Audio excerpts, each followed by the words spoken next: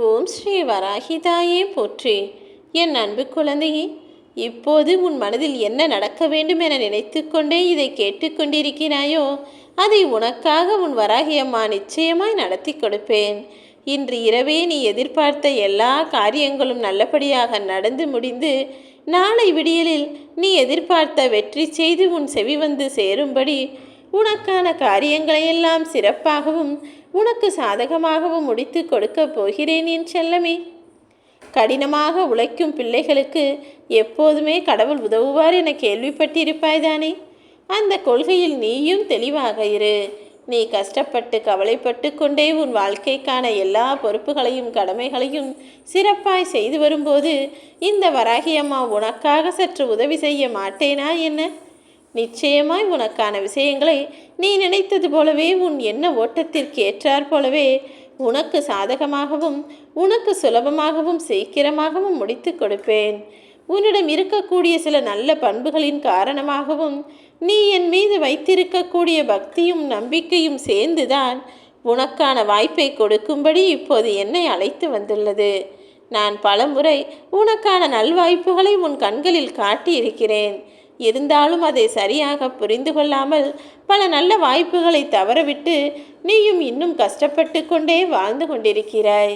வாழ்க்கை என்ற ஓட்டப்பந்தயத்தில் காலத்தை வென்றவர்கள்தானே சரித்திரம் படைத்து சாதனையாளர்களாக மாற முடியும். அதை விட்டு காலத்தையும் நேரத்தையும் பொழுதுபோக்கிற்காக வீணடித்துவிட்டு இன்னும் நான் முதலாளாக வரவில்லை, வாழ்க்கையில் ஜெயிக்கவில்லை, எனக்கு எப்போது அதிர்ஷ்டம் கிடைக்கும் என அதிர்ஷ்டத்தை நம்பி வாழ்ந்து கொண்டிருந்தால் உலகத்திலும் ஜெயிக்க முடியாது, வாழ்க்கையிலும் ஜெயிக்க முடியாது.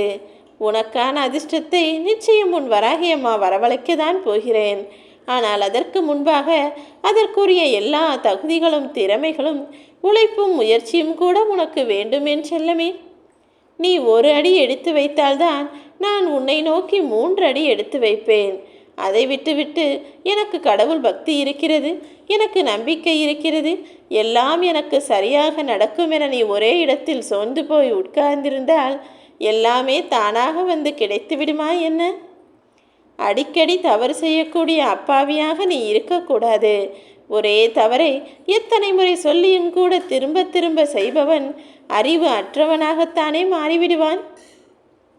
அதே போல எந்த தவறுமே செய்யாமல் வாழ்பவனும் மரக்கட்டை போல வாழக்கூடியவன்தான். எல்லா மனிதர்களும் தவறு செய்யலாம். ஆனால் தன்னை அறியாமல் தவறு செய்துவிட்டோம் என தான் செய்த தவறுகளை நினைத்து வருந்தி அதற்கேற்றாற் போல தன் குணத்தை மாற்றக்கூடியவனாகவும் தன்னை திருத்திக் கொள்ளக்கூடியவனாகவும் என் பிள்ளைகள் இருக்க வேண்டும் என்பதுதான் என்னுடைய விருப்பம்.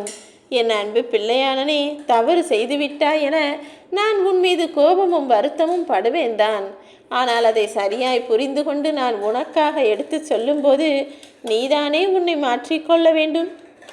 எல்லா வகையிலும் உனக்கு நல்லது செய்வேன் என நான் வாக்கு கொடுத்த பிறகும் உனக்கான நல்லதை செய்து கொடுக்கும் போதும் கூட நீ கொஞ்சமும் மனமாற்றத்திற்கு உள்ளாகாமல் செய்த தவறையே திரும்ப மீண்டும் செய்து கொண்டே இருந்தால் எப்படி உன் வாழ்க்கை வளமானதாய் மாறும் என் செல்லமே.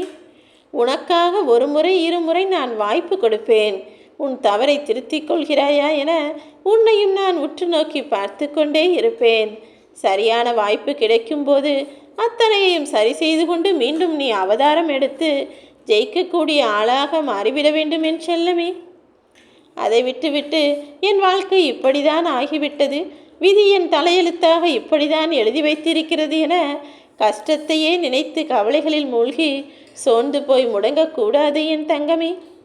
யாராவது உன்னை அவமானப்படுத்தினால் அங்கு நீ அவதாரம் எடுத்துதான் ஆக வேண்டும்.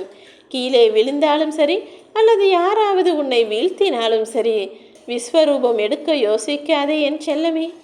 யார் உன்னை அவமானப்படுத்தினாலும் நான் இந்த அவமானப்படுத்தலுக்கு சற்றும் தகுதியில்லாதவன், எனக்கு இது நடக்கவே கூடாது, உன் கண் முன்னால் நான் ஜெயித்து காட்டுவேன் என அவர்கள் முன்னாலேயே நீ வெற்றி அவதாரம் எடுத்து வாழ வேண்டும்.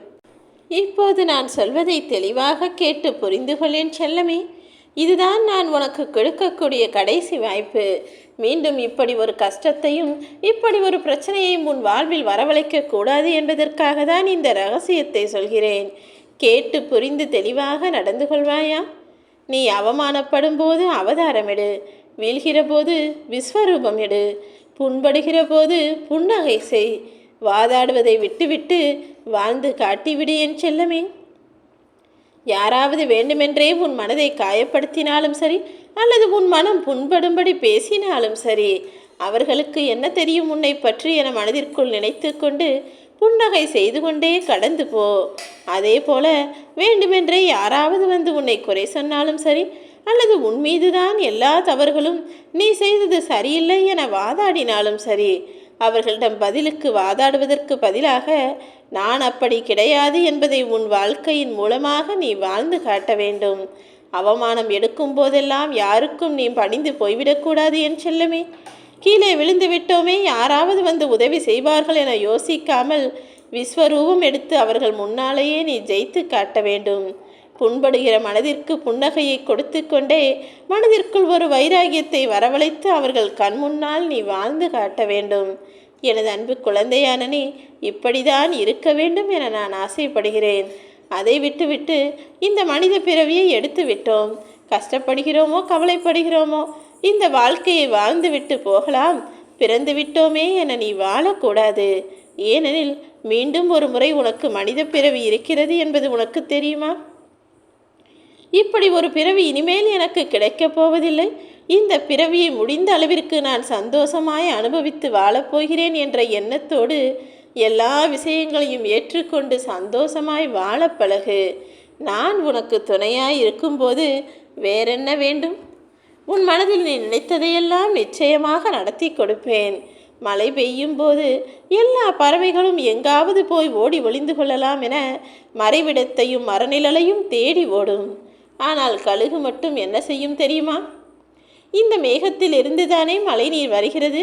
நான் அந்த மழை நீரை தாண்டி மேகங்களை கடந்து அதற்கு மேல் போய் பறந்து இந்த மழைநீர் என் மீது விழாத அளவிற்கு நடந்து கொள்வேன் என மிகவும் துணிவுகரமாகவும் தைரியமாகவும் யோசித்து அதே போல செயல்படுத்திவிடும். அப்படிதான் நீயும் இருக்க வேண்டும். சிக்கல்களும் பிரச்சனைகளும் எல்லா மனிதர்களுக்கும் பொதுவானதுதான். ஆனால் அதை எப்படி எதிர்கொள்கிறோம் என்ற அணுகுமுறைதானே எல்லாரையும் ஜெயிக்க வைக்கும். அப்படிதான் நீயும் இந்த உலகில் குடும்பம் என்றால் கஷ்டம்தான், பிரச்சனைதான், துக்கம்தான், துயரம்தான் என நினைத்து கொண்டு இதை சமாளித்து கொண்டு வாழலாம் என யோசிக்காமல் நான் இதையும் தாண்டி தீவிரமாய் சிந்தித்து இது என் வாழ்வில் மீண்டும் வராத அளவிற்கு மிகச் சிறப்பான வாழ்க்கையை வாழுவேன் என உன்னுடைய அணுகுமுறையை அமைத்துக்கொள். உன் வாழ்க்கையில் எந்த பிரச்சனைகளும் வராமல் இருக்க வேண்டுமானால் நீ என்ன செய்ய வேண்டும்? உன் பழக்க வழக்கங்களையும் குணநலனையும் எப்படி மாற்றிக்கொள்ள வேண்டும் என யோசித்து அதன்படி நடக்க முயற்சி செய் என் செல்லமே. முதலில் எல்லாமே கஷ்டமாகத்தான் இருக்கும். இத்தனை நாட்கள் இத்தனை வருடங்கள் வாழ்ந்த வாழ்வில் திடீரென ஒரு பழக்கத்தை மாற்றிக்கொள்ள யோசித்தால் கொஞ்சம் கஷ்டமாகத்தான் இருக்கும். ஆனால் 1 நாட்கள் 2 நாட்கள் 4 நாட்கள் என போக போக எல்லாமே உனக்கு பழக்கமாகிவிடும். நல்ல செயல்களை உன்னுடன் வைத்துக்கொள். உனக்கு துணையாய் நான் இருந்து நல்வாழ்க்கையை அமைத்து தருவேன்.